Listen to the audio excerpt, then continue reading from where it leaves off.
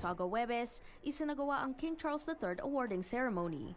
Isang parangal kung saan kinikilala ang kontribusyon ng iba't ibang leader sa iba't ibang komunidad sa Canada. So excited to award these incredible honorees today and for all their incredible contributions to the community. First of all, the King Charles III Award is given to very incredible individuals who do so much to the community. So I want to give a shout out to our incredible awardees. Sa nangyaring seremonya, si Chief Government Whip Richie Valdez ang namahagi ng mga parangal na ito. Kabilang sa mga nakatanggap ang mga Pilipinong sina Jose Isaac Torres at Jennifer Rabanillo na founder ng Styleworthy. To receive this award amongst outstanding individuals of the community is an honor. It is something that is limited, so to be seen and heard, especially for the community that I represent, it's amazing.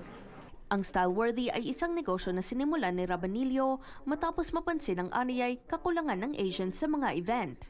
Bukod sa pagplano ng mga workshop at panel, tinatalakay din ng Styleworthy ang self-expression at self-empowerment. Ikinatuwa raw ni Rabanillo ang pagtaas ng interes sa kanyang kumpanya. When it comes to the work that I do, I'm proud of the individuals who take the time to come out to learn about their wellness and well-being and empower themselves. So I'm proud of the community.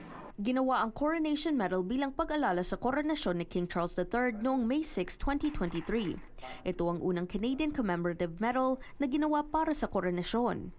30,000 individual ang makakatanggap nito sa Canada.